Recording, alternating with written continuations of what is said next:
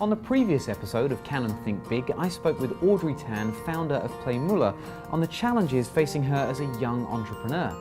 In this episode, we'll be talking about the new set of challenges now she's an established and successful business owner. My name is Neil Moore and this is Can and Think Big. So now that PlayMoolah is established, you've overcome that first set of startup challenges. What's the next set of challenges that you are going to have to overcome? So I think one of the key things for us in 2014 and beyond is all about remaining relevant in a way that allows us to speak to more audiences in different parts of the world.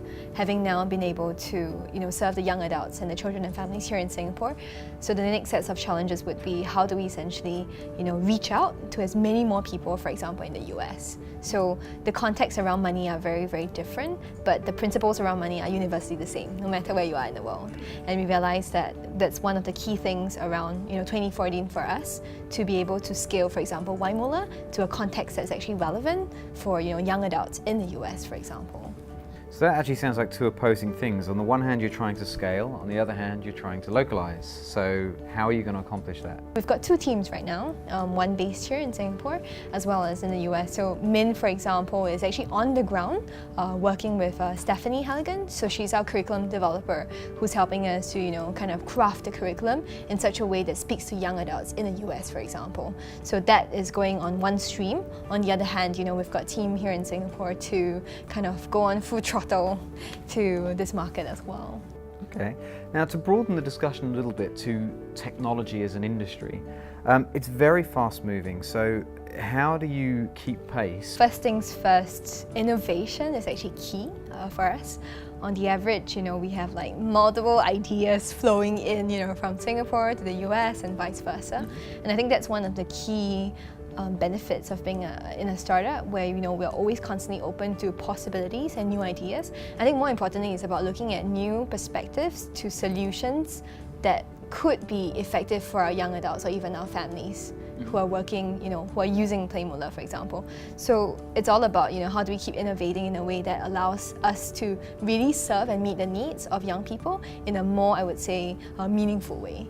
So a constant stream of ideas is important for you to keep pace with the industry? Yes. Okay. All right. On this side of the business, several years in now, are you successful? Do you consider yourself to be successful? How do you even measure that? Well, success is a big word, and I like to see it that we have made small wins in this time. And how I see these small wins kind of play out in our lives is when you speak to young adults and even with their families and their children. And I remember, so this is an example of a small win for me. One of the visions that we've had is that money conversations can actually happen within the families in an intimate and a positive way. Because we know that money sometimes is where it gets a bit difficult and rough. So in one of our speaker series, a community engagement program that we did, one of our friends actually came down with her father. Oh. So she brought her dad down to essentially learn about insurance, And for me, that was a big moment for me personally, where I saw it as a win, because it's like if the vision is all about creating these conversations in a positive way, then the sparks are already happening. So this is just one example, of a small win that we see. I can see how that's a win for your product, but what about you as an entrepreneur and as a business? Are you successful? How do you define successful?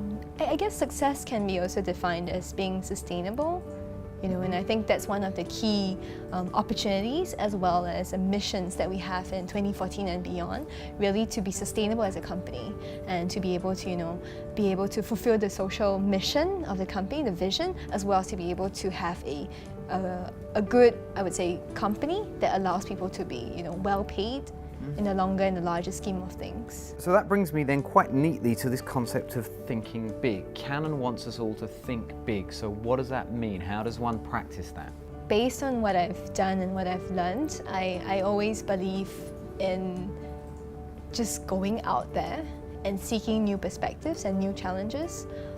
So for me, traveling has been one of the big things that actually help in terms of thinking big. Because one thing that you will find as an entrepreneur sometimes is that you get your head so much down in the business, and you think and you do, you think and you do, and you think and do, and then sometimes you hit a roadblock, and then you realize like, okay, is there any other way to do it? And I realized for me that going out there and being around people who are like-minded, it actually helps you to broaden your perspective and to think differently.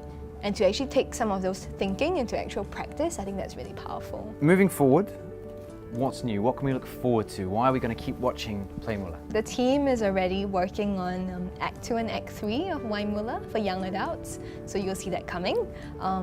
Some of our users have been saying like, oh, okay, when's it gonna come out? When's it gonna come out? So we're telling you like it's gonna come out soon. Excellent. That's one. The second is that we also have a campaign going on in the US, an Indiegogo campaign to raise funds for the WhyMoolah localization in the US. So we see that as another big step in the direction for us to kind of reach out to as many more people as possible.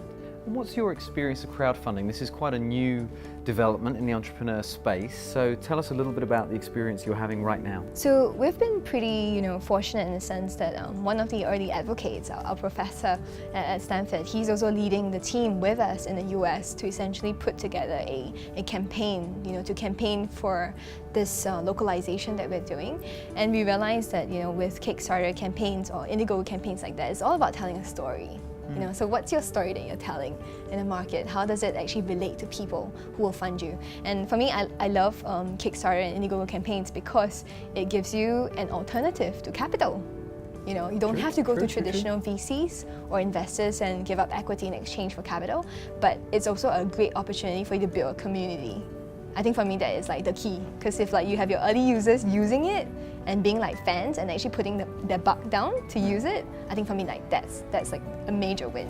So there'll be a number of entrepreneurs and aspiring entrepreneurs watching this program.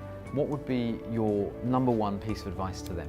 In all humility, I don't have any advice, but I will share a story on one of my learnings. And this was from a company that I worked with in Silicon Valley. So I was speaking with the co-founder on my last trip back to the Valley, and then I asked him, Bhaskar, what have you learned in this time? And what has been the biggest challenge?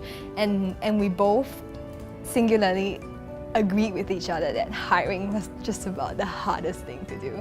Finding the right people and the best people to work with you. A lot of the times talented people are already hired.